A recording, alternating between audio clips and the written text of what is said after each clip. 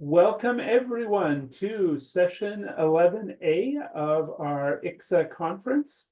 I'm Dan Buchanan. I'm here at Harvard Divinity School, a member of the leadership team for ICSA, and happy to be chairing this session.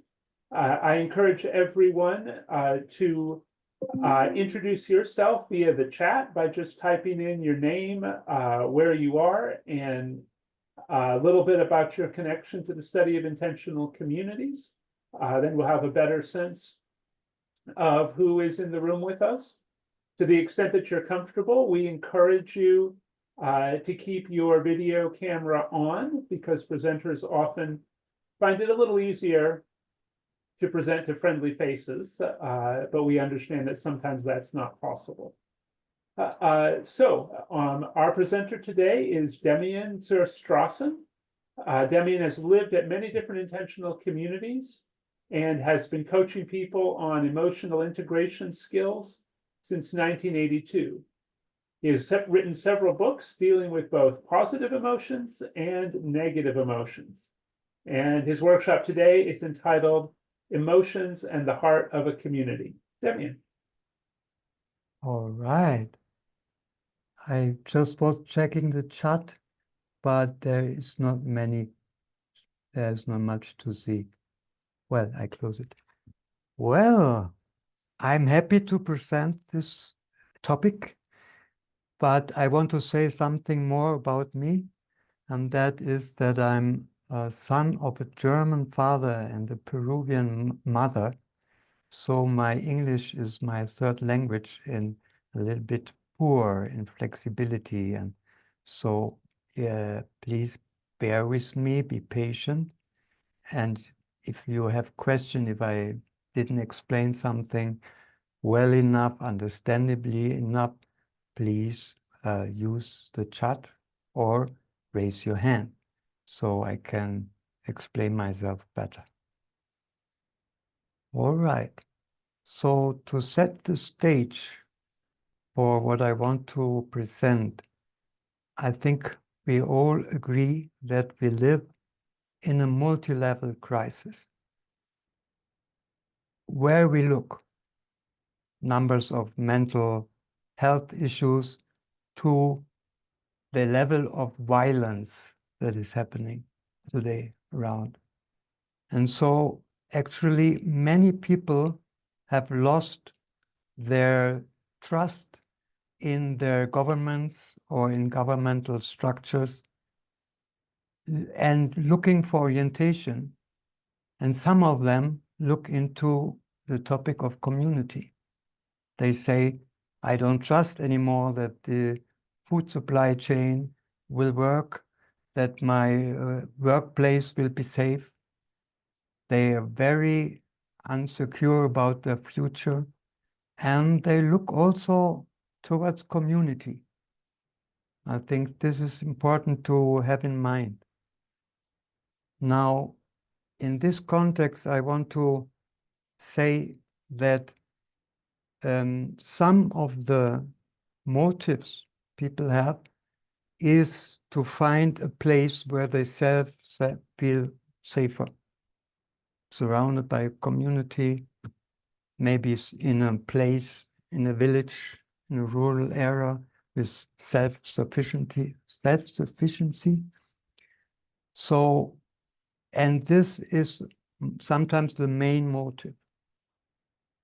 But I want to expose that there can be a much deeper motive. And that is to ask the question, how did we get here? How is it that this experiment that we did in this kind of civilization, how came it about that this experiment has failed on every level? So when this question plays a role in this new orientation, then we have to ask much deeper, not just how can I be self-sufficient, how can I unplug from the big systems that are failing? Then the question becomes, how can we find a new way of civilization? What does it mean? Where do we have to look so we can bring something to the table that is really new, that would not fall in the same traps that humanity has fallen into the last centuries. So it's a very big question. And I want to give you maybe a bit of my background, because we can look at community from many different angles.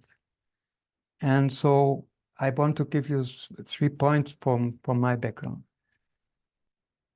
One thread, one context that every time led me to the question, okay, what is it with community and how can this function, is when I gave professional trainings for instructors of emotional skills, integration skills. We had a format where we were living together in like modules of professional education or training. And in these modules, we were living 10 days together, and mostly in the surrounding of a community. And what happened that after like 3 or 4 days, people started feeling close to each other, so close that they felt like family practically, or better than family, to say it more precise. They felt like even if they didn't know the person before, they connected with other persons, with other human beings there, because they felt close on an emotional level. Now, what then happened then after 10 days, every time, without fault, the big question, almost like moving these people strongly, was, okay, now I have tasted another way to relate, another way to live together, and now I have to go back to family, I have go back to work, and I have to close up again. So this was one thing where I connected to another experience of mine, and that is that in 1980, I was living in a community that had certain characteristics, because at that time I was very much infatuated or inspired by a spiritual master, spiritual guru named Bhagwan Sri Rajneesh. And I later went other ways, but at that time I lived together with a close group, and the special thing about that everybody was having this same guru and practicing meditation and things like that. And it was a very happy time, because it was like, okay, I can let go of all responsibility and feel like a kid, really, because this was a bit the feeling, the ambience, because it was led, this community, by a couple. They were very warm, they were very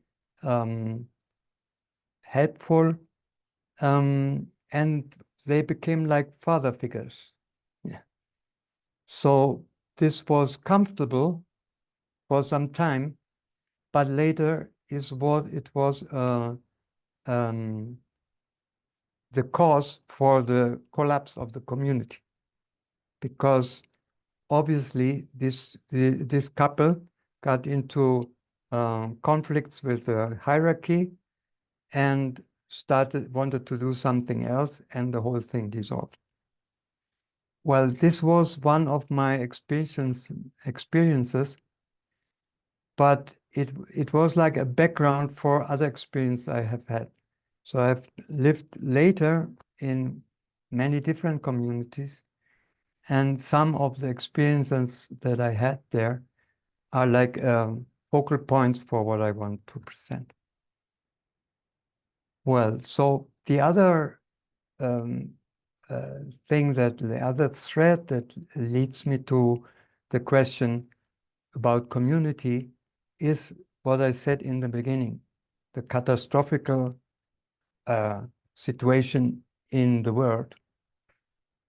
And there the question, how can we create another way of living together? Because it's like a crisis of our form of civilization that starts with the question, how do we live together?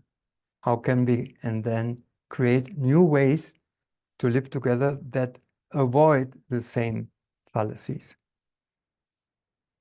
So this is somehow my background. And I think that it is a background that is special because of my different experiences, but more so because of my special focus on emotional integration skills. And I say that because from my point of view, we have a lot of tools created for having wonderful communities, but just at that point about the emotional integration skills, there I see something lacking. I want to steer in this presentation towards this point. So obviously we can have different wishes and desires that connect us and lead us towards community. And I would like, just to get an idea, I would like to invite you in the chat to put some of these wishes you connect with living in a community. Like I would give us a framework that can be basic wishes, like without that, no way. And there can like essential wishes that are a bit more evolved, but not are like a minimum. And then there could be utopian wishes and something that we might dream about, but find it difficult to get there. But I would like to say that the utopian wishes are the most important if we want to create something new. Because in these utopian wishes might be the potential for the new that we need. And so I would like to invite you, if you want, that you put now some basic wishes and some essential wishes you would have for a community. I think I can see that. To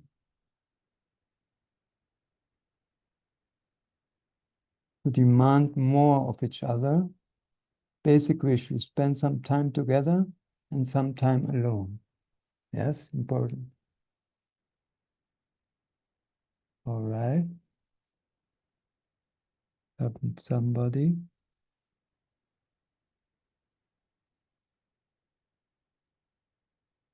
Shared vision. Yeah.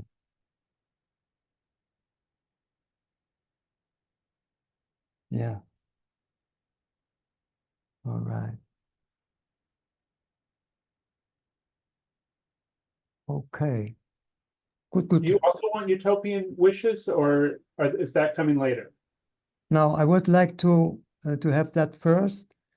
And now, like, take some time, maybe you can close the eyes and like connect to something that really would feel like fulfilling, like a dream come true, like where your whole being would flourish and would say, I have come home. I'm ready to die for this. This is what I want to live. Something of that nature. When you maybe ask yourself, what could be my most deepest desire, my heart desire for community, what would it be?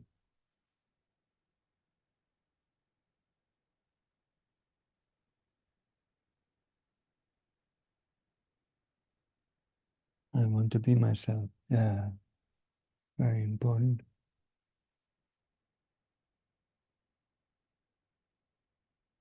All right. I guess. Say, sorry, I said see. All right.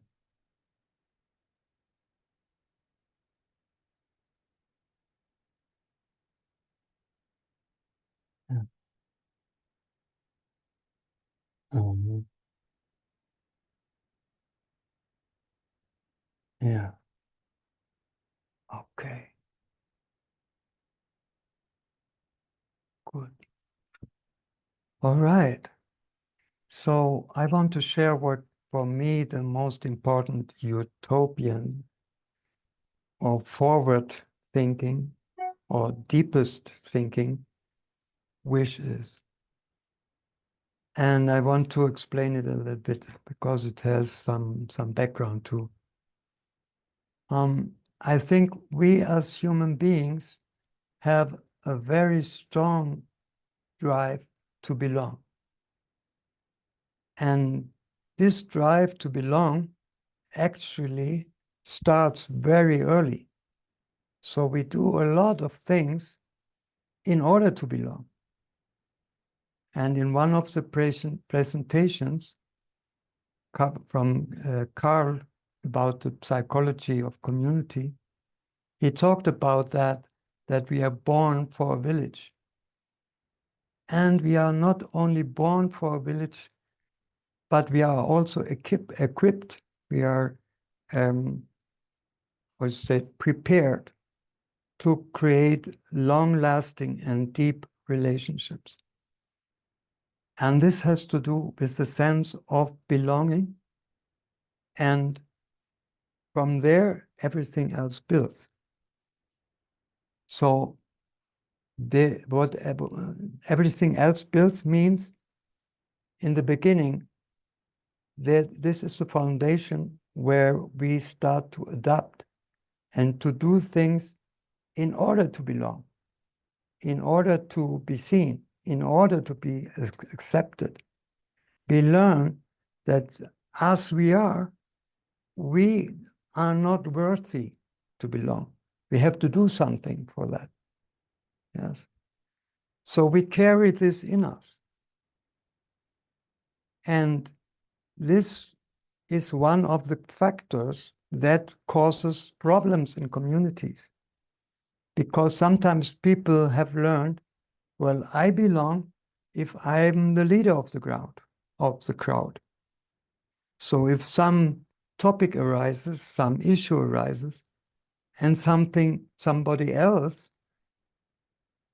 converts or becomes the leader, the thought leader about the solution about that, this person that had learned, I only belong if I'm the leader, gets nervous and starts maybe to create conflict there.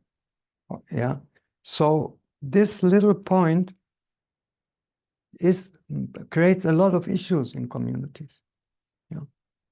And the same point is also a point where we need to create something new. Because the natural order of things would be that I can belong as I am, in my authentic being, that I don't have to do anything for that. This would be the real fulfillment. Yes. But this is seldom the case. And the question is why? So I want you to keep that in mind. So maybe one point more about that. Carl, in his psychology of community, spoke about them also that there is sometimes a conflict between individuality and being in the group. Even somebody of Windhorn shared that sometimes the being in the group takes so much energy. Why? They shared that the meetings are cumbersome, difficult, strenuous. And it should not be like that. Community should be a powerhouse of energy coming together because everybody contributes. And this sometimes is the case, but not often enough. If it would be always that way, that if you put yourself in the communal circle, that you feel energized, that you feel more of yourself instead of less, then there would be no conflict between individuation and communal togetherness. I would even go 1 step more.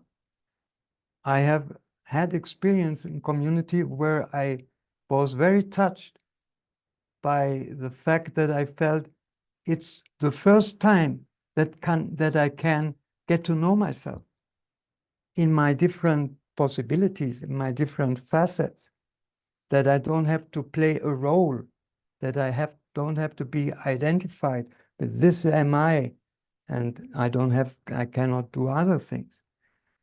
I was set free of that in this community. Yeah. So in this community, there were like almost 200 people.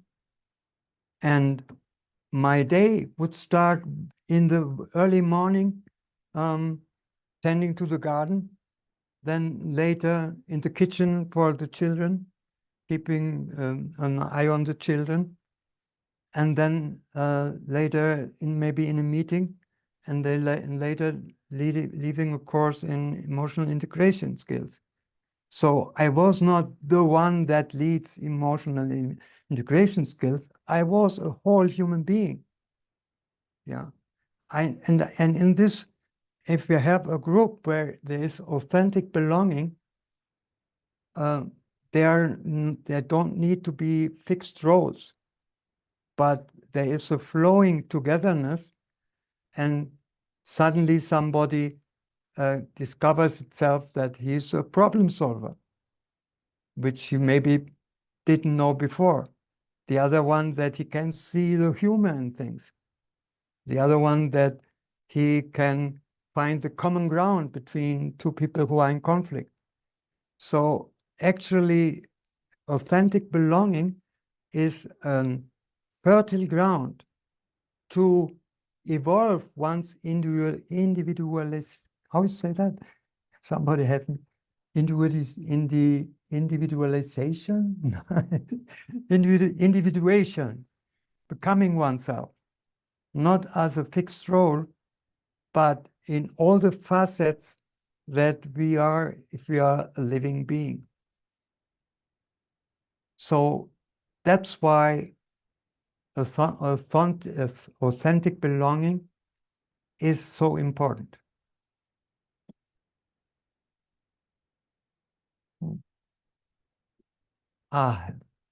Sorry, I have a lot of thirst.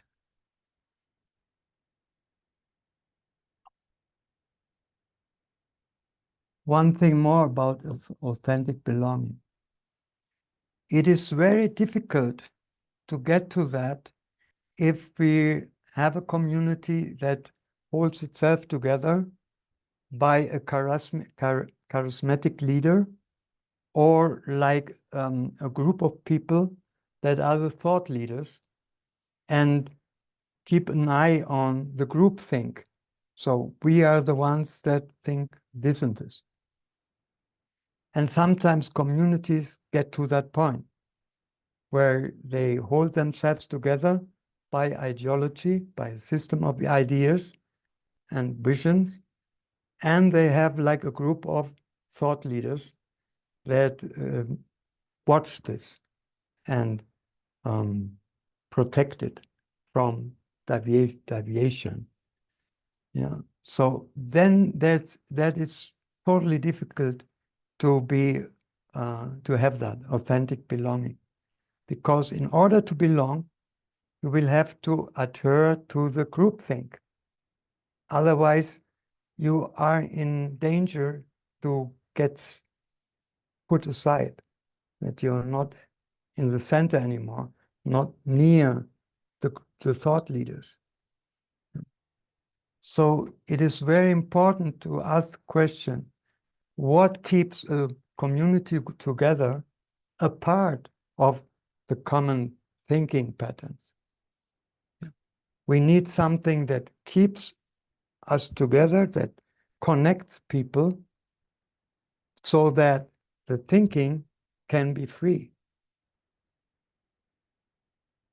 I have experienced that firsthand in this community. I told you that it's almost 200 people, that I got into. This was not a group that kept an eye on the group thing. It was not a hierarchy of that type, but with one charismatic leader. And I had there was a point where I got in conflict with him. And for me, it was a very obvious issue. So one telling experience I had is when I asked a member of the community, a woman that was in the same subgroup with me, and I asked her opinion. And she said, I should ask this thought leader. And I said, no, but I want your opinion. And she said, no, I cannot say anything about that. He knows me better than myself. So this is an extreme example, but there are similar things in other communities. I was in another community that doesn't have a charismatic leader, but they have like a body of thoughts, a body of, they have a vision, they have certain ideology, I would say. And one of the points there is free love. So I was present at a forum, which is like a modality that helps resolve conflicts. And one of the women took the stages. They went to the middle and started to try to express her grievances and her problems. And there was a moment where I felt awkward, because the one who was leading this forum was like steering her into the direction of that she should assert herself more as a free sexual being. And I felt awkward because when she started, it had nothing to do with that. It had more to do with putting limits. So I was concerned, and later I asked her, and she confirmed that it was strange, but that she went along with what the leader of the forum wanted her to go to. And I asked her, well, why didn't you say that you didn't feel comfortable or you didn't feel seen in what they were doing? And they said, no, I have this issue that I have difficulties with this free love thing. And I saw that it was important that I step into this so I can be part of the community. So these are examples that if we keep the community together just by ideology and one charismatic leader or a group of thought leaders, it is dangerous.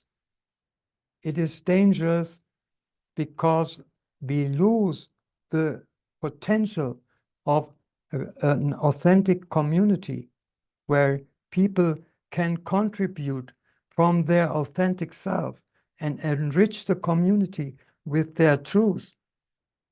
Yeah. So we just get under the umbrella and feel cozy in the community, but this community loses value. It's nothing new. We had some things like that. Yeah.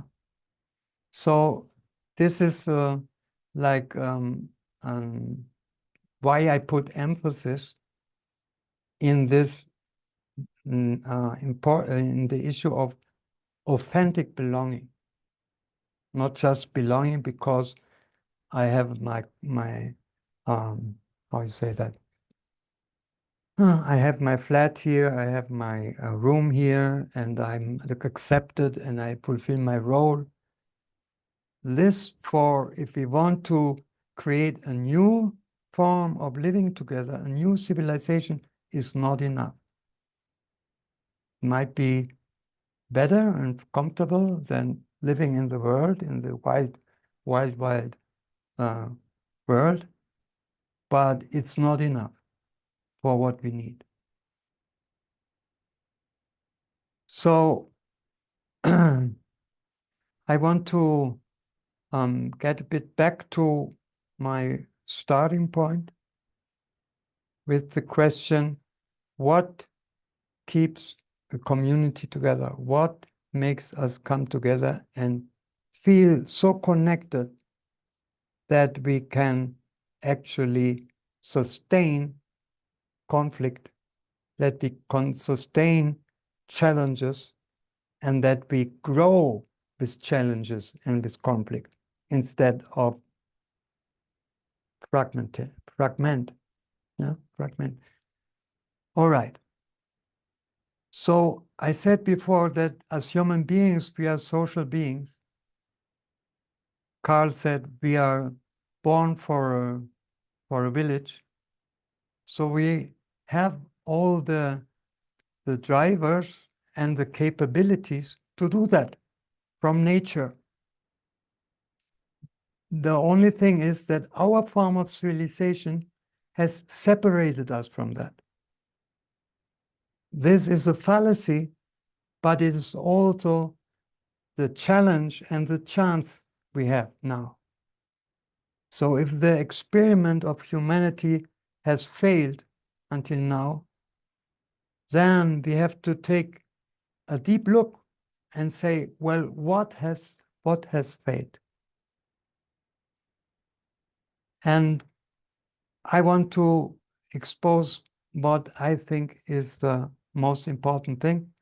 There can be different factors, but this one I think is a very central one. And that is this. We have knowledge, we have tools about how to have a more sustainable agriculture.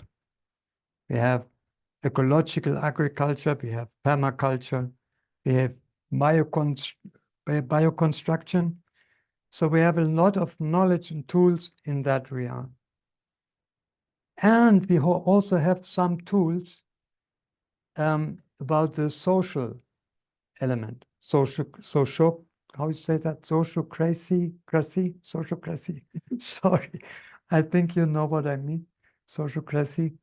Well, we have different models, tools for that. We have also for conflict resolution, different tools, for example, nonviolent communication. We have the forum. But we are missing something. Before we relate to somebody else, we relate to ourselves.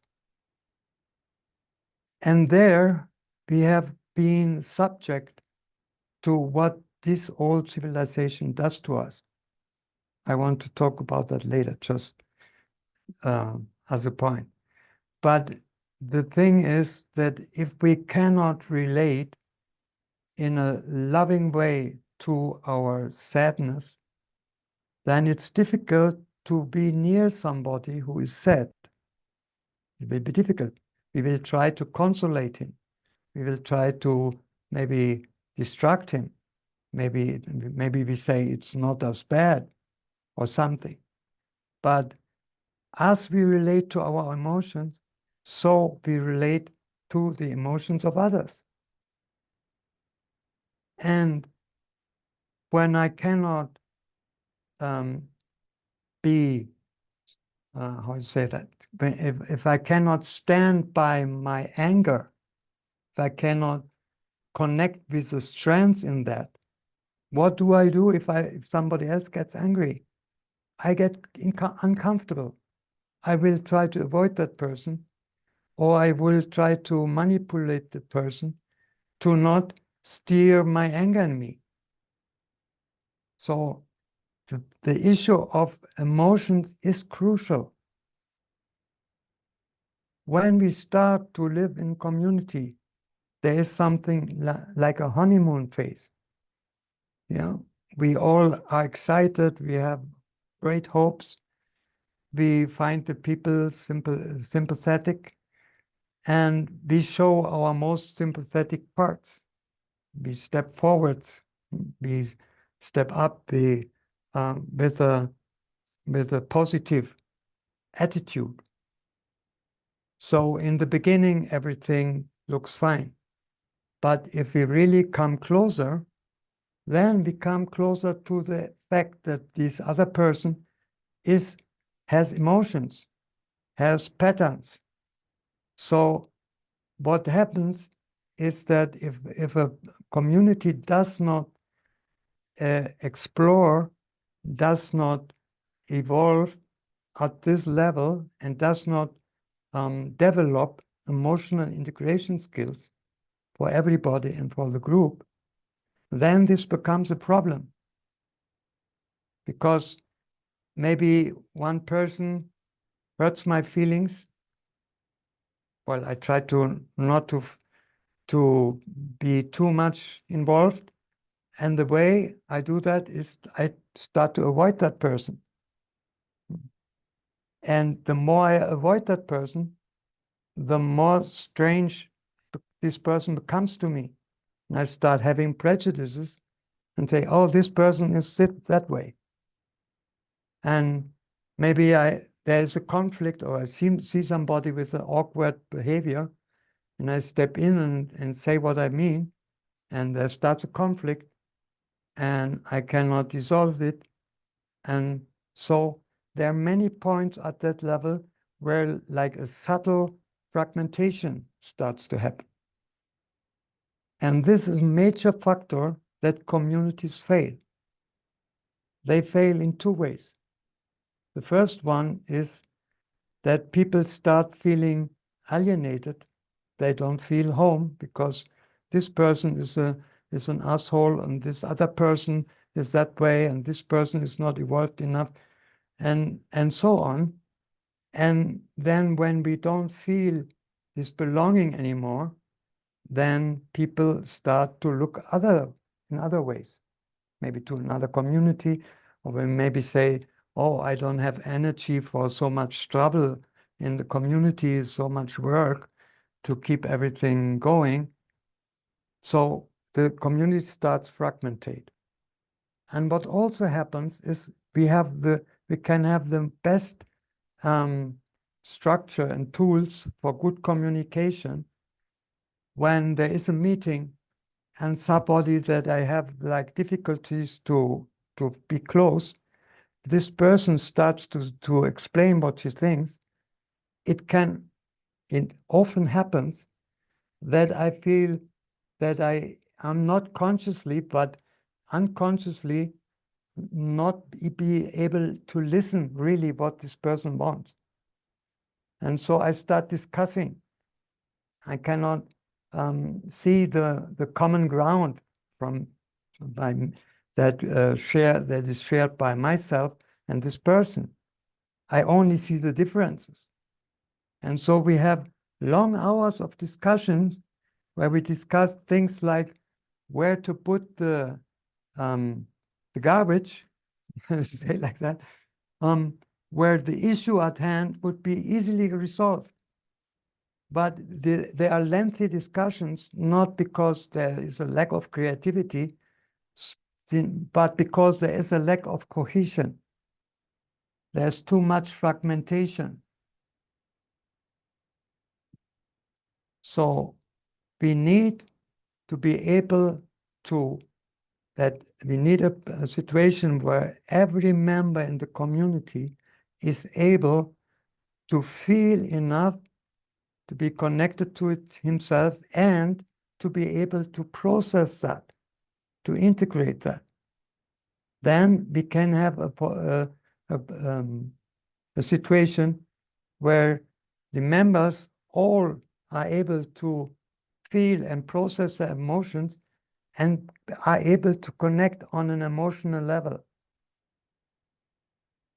And when we have that, then any conflict and a disagreement is a stepping stone to grow even stronger, because stronger together. Because at every little challenge on that level that we overcome, we get to know each other at a deeper level. Oh, I understand that this made you feel angry. Now I understand. I can put myself in your shoe, in your shoes. So then we are exploring, we are developing what I think we could call authentic belonging.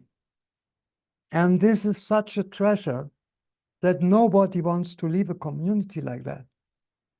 This you don't find anywhere.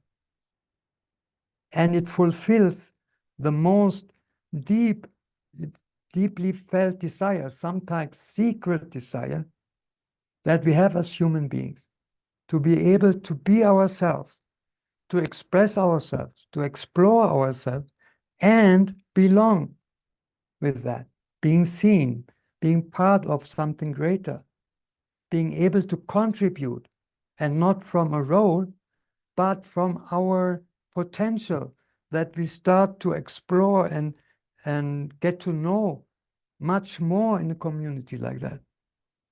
I didn't know that I was a good carpenter before that. No. I didn't know that I had a good hand with children. So this is the most important treasure of the community. And in this lies also the chance to create something new, a new form of living together, a new civilization. So, but before I come to that point, I would like to open the space for questions. Do you have a question for that?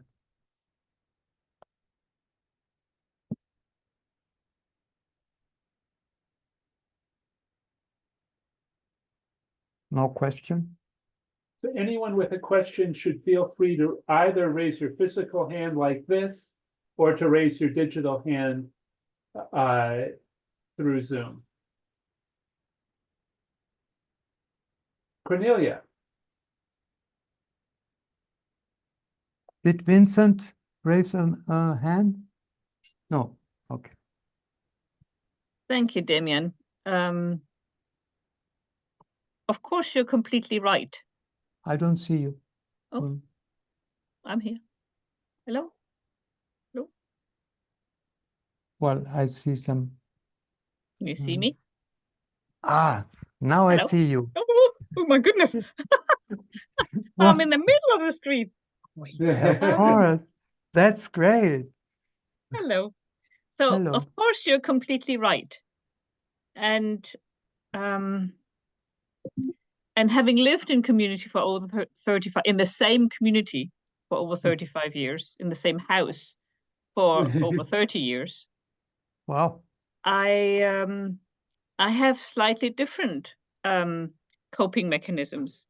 And some of them are the rightful distance to a person that I am not, where I have a rub, a difficult relationship, a difficult history, having felt, badly treated by them or whatever. I live in Fintorn. We are, I don't know, a few hundred. We don't have a membership list, so I can't tell you exactly how many. But my sense of family is several hundred. And some of them are very, very close, and some of them are very, very far away. Some of them I'm glad to see the back of, you know. And what you describe is a very idealistic way of authentic living, which is easily achieved in short term. Yeah. My son, who was born here and grew up here, he now lives, you know, out in the world, and he loves to go to music festivals. And I always pull his leg because I say, oh, that's where you get your fix for community, and it's a cheap way. Because in a week, in 10 days, you can love everybody, you know, and you can be on this high of community, be your authentic self. This is what we produce here in Findhorn for people when they come for a workshop.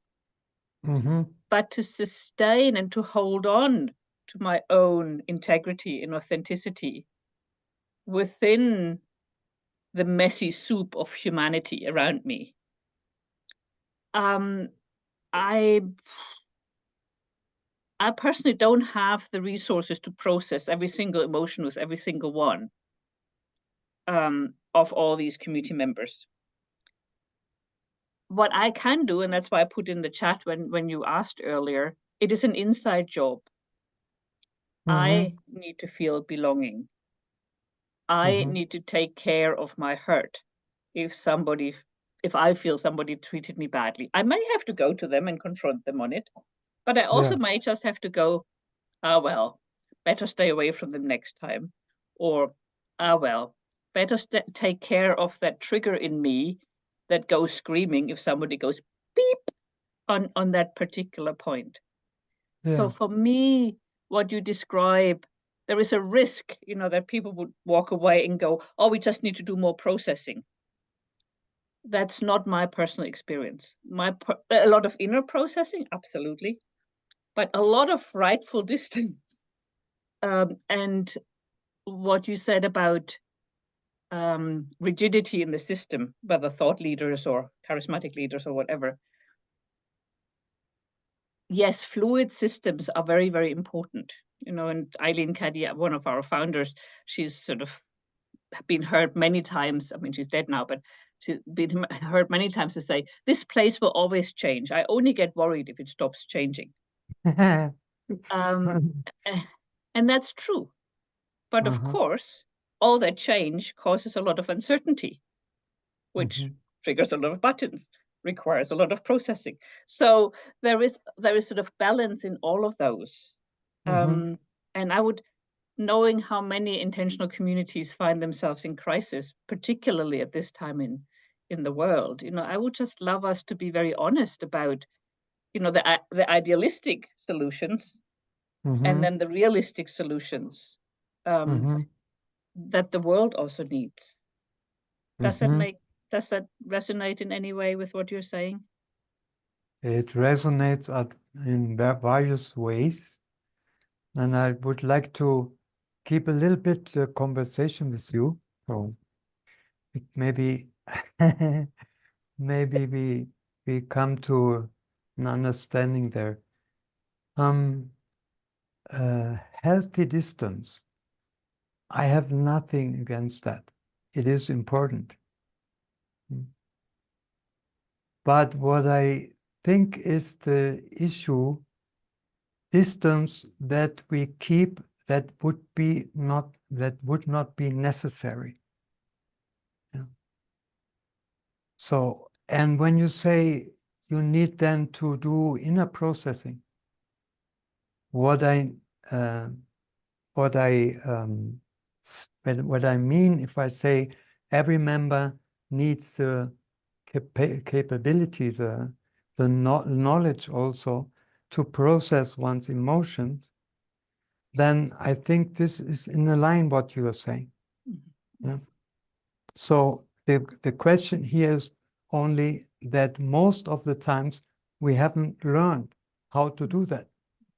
So we are stuck with an uncomfortable feeling for a whole day, which maybe could take 5 minutes to process if we had explored and developed this capacity, ability.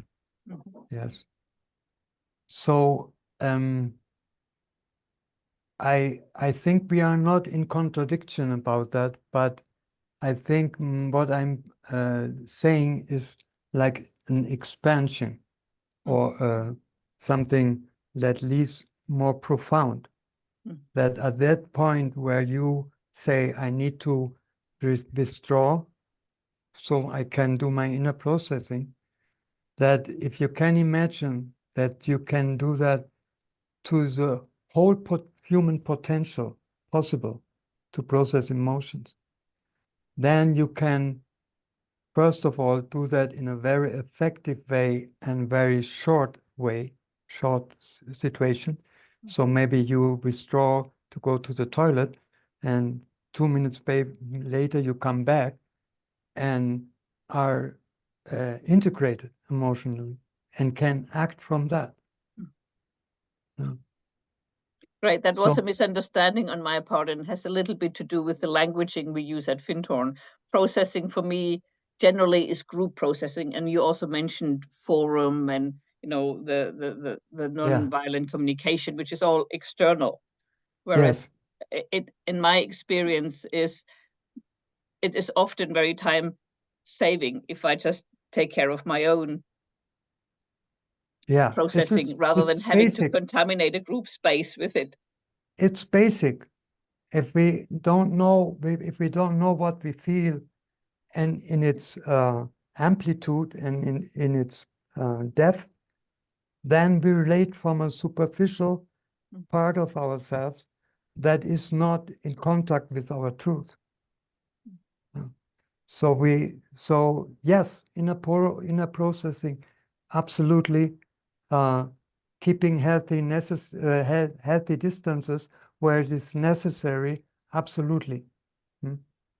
And the third point you mentioned, that it is easy for 10 days, for example, to have that experience of authentic belonging. But what happens if it is longer? It depends what happens in that period of time.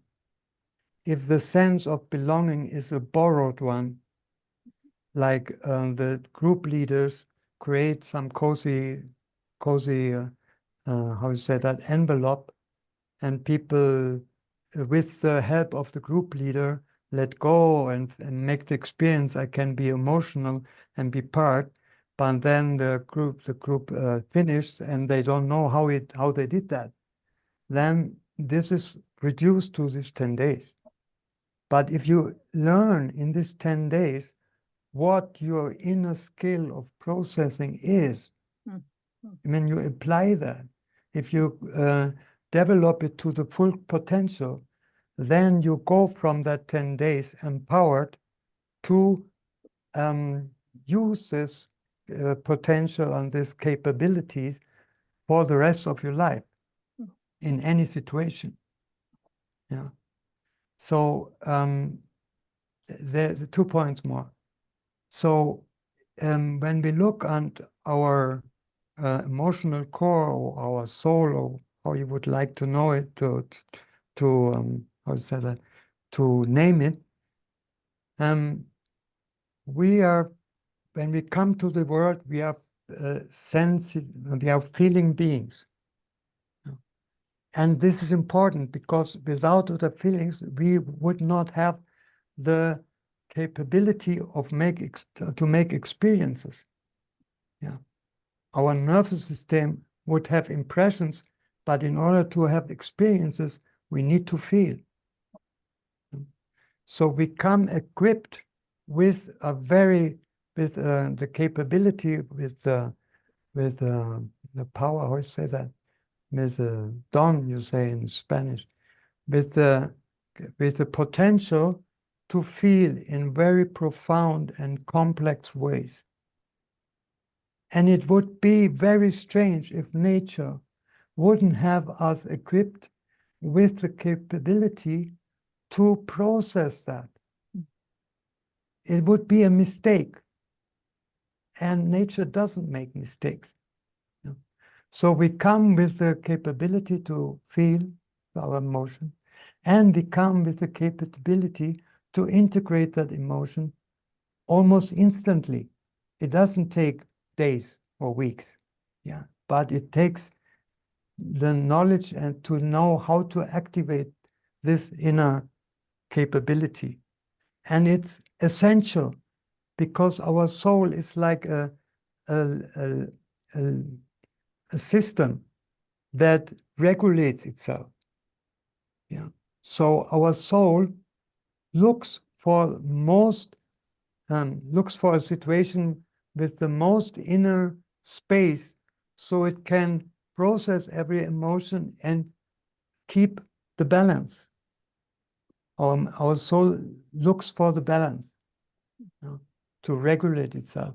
So our soul is like an emotional, energetic organism that is equipped with everything we need as how you say that, sentient beings, well, feeling beings, and we are fully equipped with that. The problem is only that we live in a civilization that has separated us from that. And this is a fallacy, and it's also the challenge and the task before us. If we want to have a new culture and a new civilization, we need to understand what it's about with these emotions. And unfortunately, even in the space, not only in space of communities, but even in the space of psychology and therapy, there's still there is still the paradigm that there is something like positive emotions and negative emotions. This is not true. This is not the nature of our emotions, that there is something that is by nature negative. It also would be very strange. But even in therapy spaces, if we don't, maybe some therapists or some methods don't say anymore negative emotions, but they say unwanted emotions, uncomfortable emotions, or low frequency emotions. The name changes, but the attitude is the same. It's like certain emotions that are naturally there, that have their place and their task to fulfill in the whole of our soul. Certain emotions are from a very early childhood being taught as unwanted, not welcome, this emotion, not wanted. Sometimes later in life, we learn methods to control the emotion, to make it go away, yeah. But all of that separates us from this very crucial part of ourselves. I need to drink something a bit more.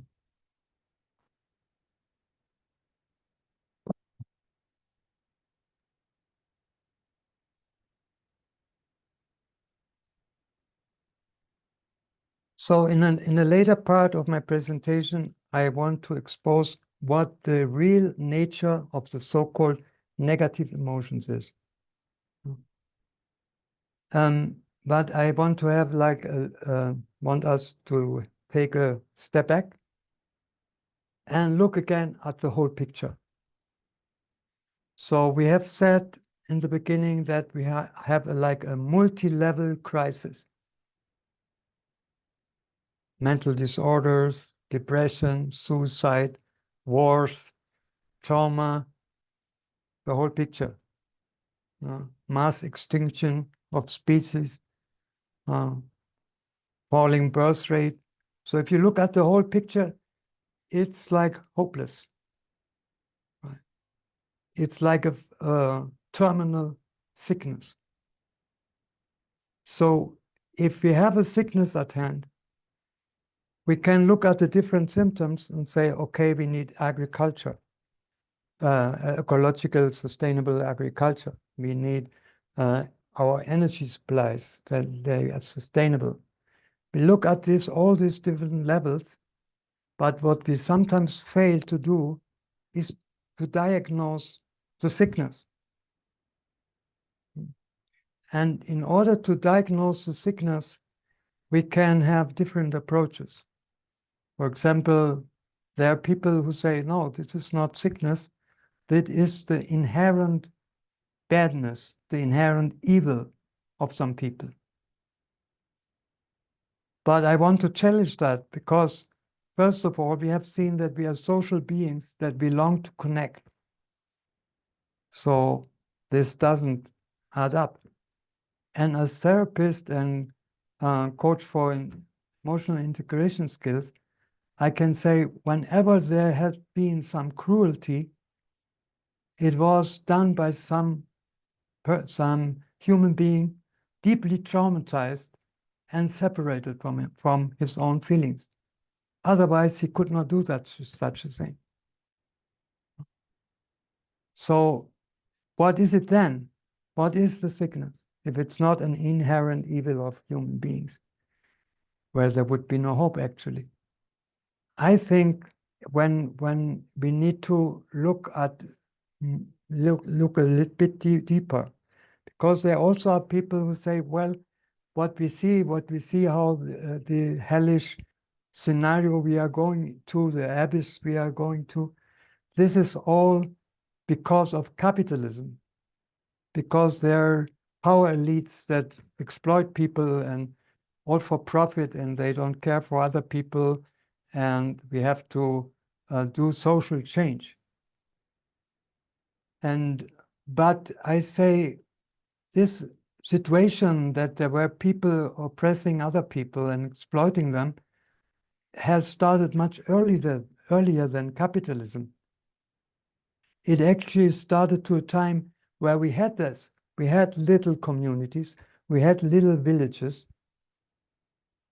and we had sustainability. Yeah. So going back to that stage and add some wireless connection to internet or some solar panels doesn't change the core issue. Somehow in these early villages, or a bit earlier in these early tribes, something was there that along the timeline has created feudalism, capitalism, and where we are now. Demian, are you seeing that Yuval has a question? No. Who has a question? Yuval. Yes. Chris has also got a question in the chat, and Yuval has got his hand raised. Maybe let me. Demian, we have a very, very different. Oh, different. Can I talk? Or yes. No? We have a very, very different view of history and psychology. Of course. Yeah. So you okay. are familiar with one critique, and I would like to talk to you about it. Maybe this isn't the best place, but we yeah. there are other critiques of capitalism that that are not about oppression or exploitation. And all right. You may not be familiar with them, but I would say that yes, people can be at the same time incredibly connected and belonging in a tribe, and yet extremely cruel to another tribe who is very different than them. It is very common, and sociologists and anthropologists see this all the time. This is part of our nature, this in-group, out-group division.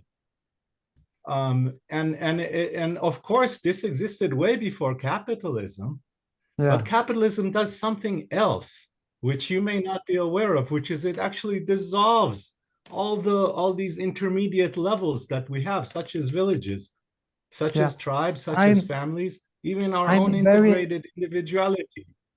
Yeah, please, I'm very interested in what you're saying, but if I now take this in and talk about that, I'm not attending to my task here. So I would like to Sure. that we convene somehow and share our viewpoints, and maybe I can learn something. Same All here. right. Oh, all right. If I try to get back to the thread I was. Where was I?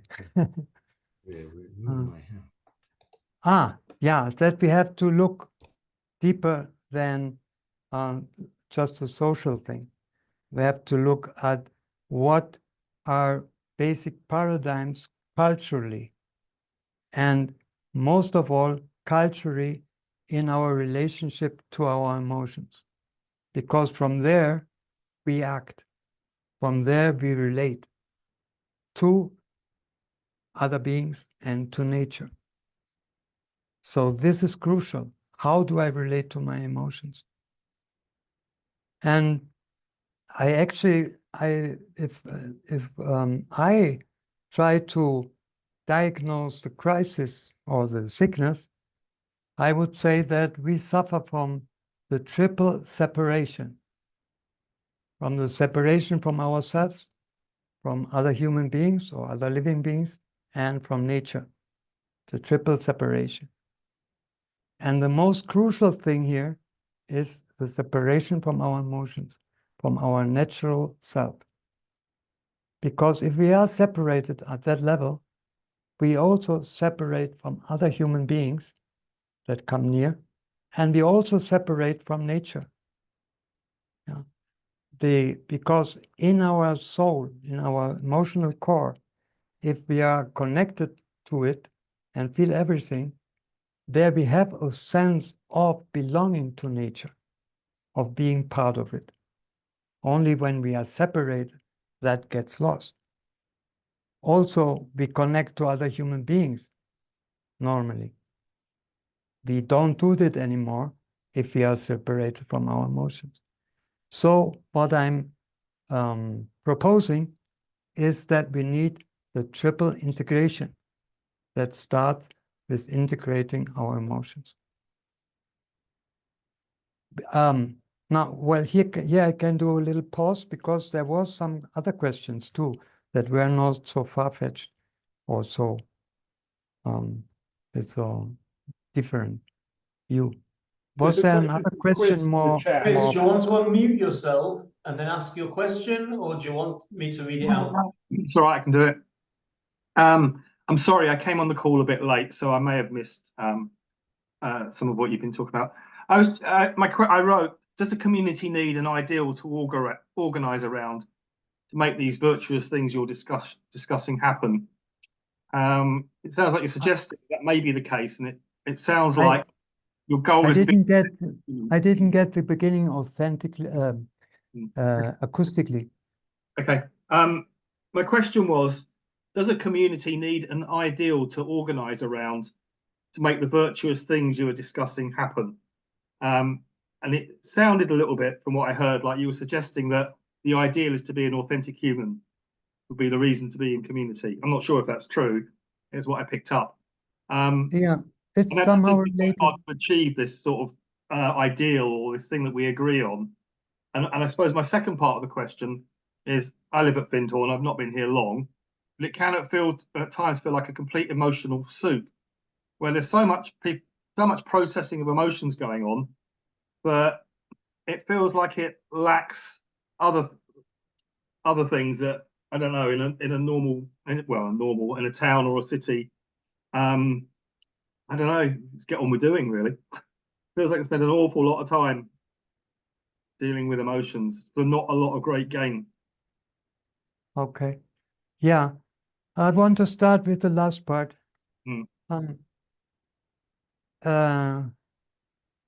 Emotional soup. This, for me, I understand as a result of a situation where there is not enough inner processing. Because people come into the room, people meet each other with a lot of inner turmoil. So the soup that is created is not a soup that actually is nurturing, because there are many half-cooked things that don't belong there. Yeah. So my answer would be, if the group setting is exhausting, if it doesn't lead anywhere, it's mostly because people are discussing issues or venting their emotions from a situation of lack of integration. If they come to the plate, if they come to the table with the soup, totally transparent and integrated, then they can relate from a place of connectedness and joy and gratitude of being able to eat together this soup. But if they are held grudges and criticism that are not resolved, then it gets difficult. The soup is almost not digestible instead of nurturing. So if there is a situation where the group is an undigestible soup, the question is not how to do more group stuff, but the question is how to introduce the level of emotional integration that is necessary so that people come like a clean slate, or how you say that. They come in a form of openness, in a sense of inner integration and openness to receive others. Then something else happens. Then the group meeting is enriching and nurturing and not disturbing. Was that a good answer? I've heard your answer. Thank you. I will reflect. Yeah, the first question, I'm not sure that I got it right, but I try to answer what I got. You mentioned having like having a common idea, like a common vision.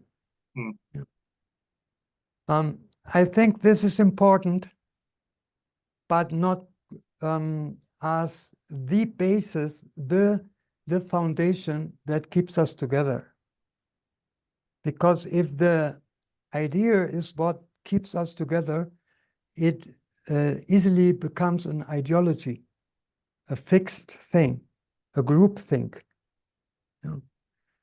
In contrast, if we are connected on the level of sentient beings, of emotional connected beings, if that is what connects us, then we can look and be conscious about that we have a common idea, but we can also be flexible about it.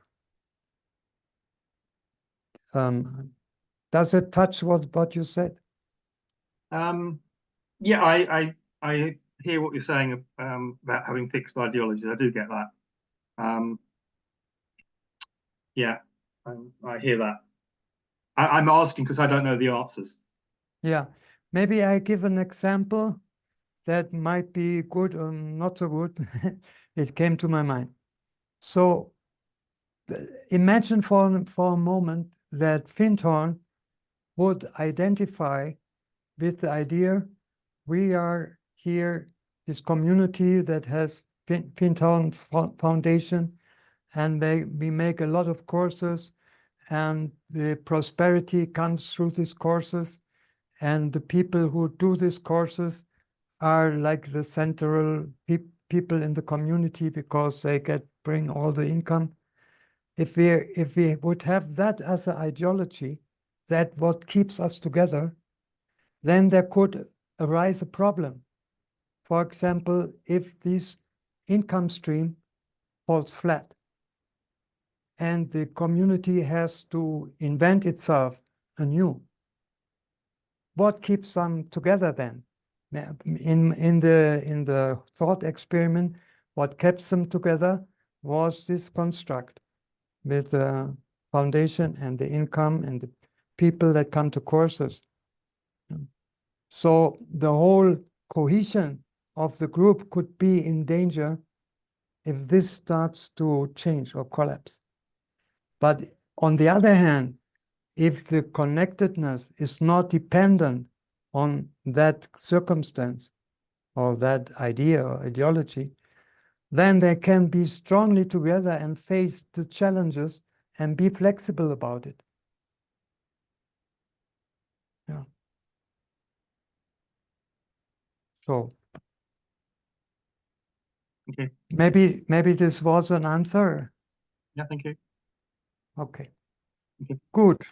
So when I say we keep the old paradigm of there is such thing as negative emotions that we should try to avoid or get rid of or be ashamed of if we are not able to get rid of them or transcend them or transform them.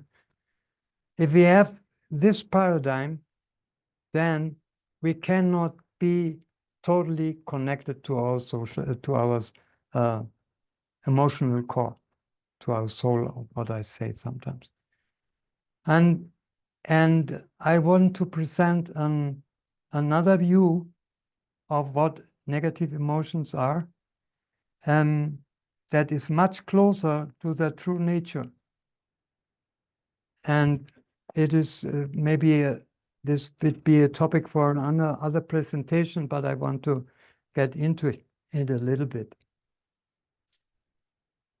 So I have said that we are feeling, how you say that? Sentient beings, emotional beings, and that this makes it possible that we make experiences, that we gather experiences and grow with them and mature as emotional beings, as souls. So it is crucial. And it's no wonder that nature has equipped us not only with that, but with an organism or like a center that regulates our emotions. So forgive me, this should be a circle, all right? So this would be the entity, the emotional entity that lives in the surroundings. This is like a membrane. So we feel an inside and an outside. And there are three groups of emotions. One, I don't know, I didn't prepare that. Maybe I...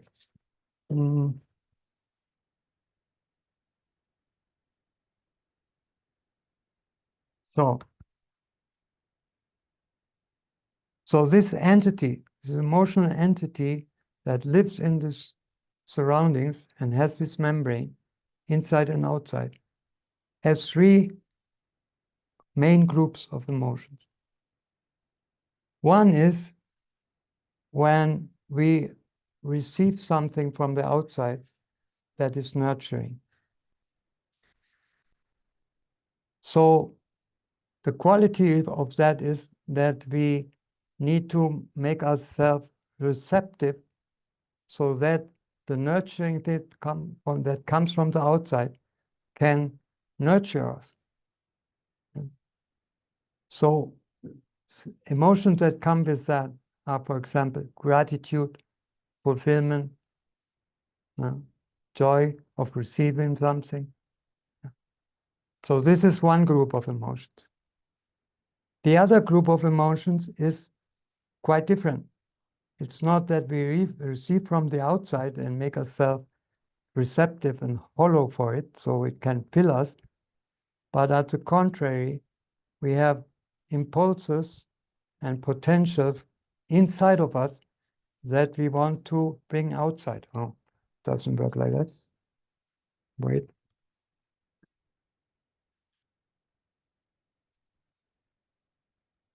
So, a bit improvised. So we have this kind of movement from the inside to the outside. impulses, wishes, desires, potential that wants to realize itself. So there we need to be connecting to our potential, to what we want, and give it inside enough space so that we can articulate and bring it to the outside. Okay, so if we had only these two kind of emotions, then it would be like we can have wishes and we can fulfill. But we all know that it's not so easy. There are challenging situations. So I make that this. So this would be a challenging situation. Yeah. An outside situation that challenges our inside being. So what do we do with that? We need to calibrate, we need to explore the challenge, we need to recognize the challenge and bring it to the inside so we can respond. I call that feelings of challenge. So every negative emotion belongs here. And it's maybe not enough time, but it is a totally different approach if we understand that our negative emotions are in fact feelings of challenge. Then we can give it the inner room so we can process it and respond. What how to say that? What amputates, what takes away our possibility to process these emotions rapidly and effectively is the paradigm that these are negative emotions. Because then we don't give it the inside space that it needs to process, to recognize the challenge, to lead it to the inner sources from which we can respond to the challenge. So, for example, if somebody mistreats me, goes over my boundaries, treats me unrespectful, I feel that with my inner sense of dignity. My inner sense of dignity would be that takes in the challenge. What? He talks to me like that only because I have made a mistake? Is that the way it should be? And then I can take it inside to the inner resources of my sense of dignity. And I can step forward and say, yes, I have made a mistake, you are right. But that doesn't give you the right to shout at me. So in that movement, where my sense of dignity takes on the challenge in response to it, processes it in order to respond to it, there is not a one instance negative. Nothing negative about it. And that I can explain about every so-called negative emotion. So this is a big handicap. The paradigm of the negative emotion is the root cause, because that leads to us being disconnected from our true emotional nature. And it starts very, very, very early. When we as little infants and little child look into the world in order to learn about ourselves, about our emotions, about the world, there we already get to know, oh, I'm sad. Oh, my mommy starts to distract me. She doesn't feel comfortable with my sadness. So I try to do a happy face. I'm how to say that, exaggerating a little bit. But what I'm saying is here, at the very early age, where we start to develop our sense of self-awareness and self-regulation, there is a traumatic, how to say that, the culture in that we live is prepared to, from an early stage, to indoctrinate us with the paradigm of the negative emotions. In that way, separating us from our emotions. And that goes on. That creates trauma and trauma and trauma that separates us from other human beings, that separates us from Mother Earth. So it is essential, this part of the puzzle. And yes, we can have, I'm reminded of a course in community building that I gave in Peru. This was a group that was 7 years together and had tools for conflict resolution and had a spiritual guidance like close to Christianity, or maybe parts of Christianity and some spiritual practices. They were 7 years together. And after we started and everybody learned to process and to support the other members processing in a group sessions, the first time after 7 years, they discovered that they have a subtle, like underground fraction in the group. And that was that a part of them was from Lima, like the capital, and the other part was from a rural part in Cajamarca. This is a part that is a poor countryside. And they had a culture, they developed a culture where the Lima people, the people of the capital, actually did not understand in many instances the people of the rural surroundings.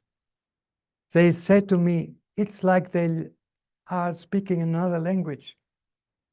And the 7 years long, they were covering that up because it was uncomfortable. The Lima people didn't want to appear of being like, in Peru, there is a lot of how to say that? Racism. So they wanted to avoid to pinch that sore points. So they created a culture successfully pretending that they were understanding the other people of the rural part. So this was so absurd, but it's maybe telling to the fact that if we are not connected, if we don't develop, and oh no, I have to say that it's actually like a revolution, because we are ingrained in this. I said I named that anti-feelings culture. That is so deep ingrained in us. It's automatic. If I feel, maybe if I have not uprooted that, if I have not gone through this revolution, then the moment I feel anger and I don't want to feel it, I feel shame.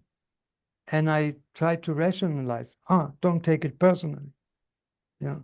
So there are automatic things that happen that if we don't reduce that, if we don't rewire that, it stays wired like that. Yeah.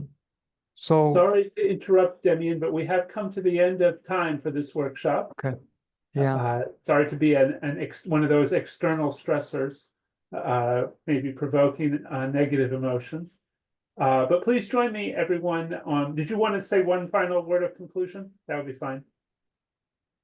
what could be a final word of yeah, one thing, but maybe. It may sound difficult when I say process your emotions, but it is actually much easier than to repress them, because we are hardwired to do it. So if you feel a pressure in the chest, your attention will go there. And if you avoid what you feel in your chest, because if you avoid that, if you keep avoiding that by lowering down, by shallowing your breath and don't touch the chest with your breath, then your soul will sometimes try to reach that part and breathe to that. Yeah.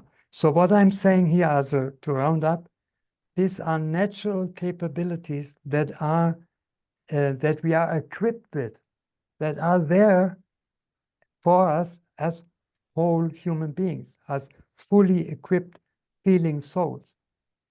It's not that we have to learn some strange thing in order to be able to do that. It's more like activate that what is actually there and learn to develop it. That what should have happened in our childhood, that we can do now. So, and the very last thing, we also don't need a therapist in every community, because that would only give opportunities to create hierarchy. No, we just need this knowledge. We just need to activate and develop our innate capability to process our emotions, that all are like they should be. There is no negative emotion. That's my last word. Thank you so much, Demian. Thank and you. thanks to Thank you everyone too who's for been the here. opportunity. Yeah. Thank you. Thank you very much. Bye-bye. Bye. And we have just one round of sessions remaining. If you stay in this room, at the beginning of the hour, Michael Gornick, Terry Curran, and Vina Ketty from Polestar Village will be presenting on divine friendship. In room B, Christopher Sims will be doing a poetry reading on culture, community, and creativity. And in room C, Olive Jones will be speaking on her book, Commune.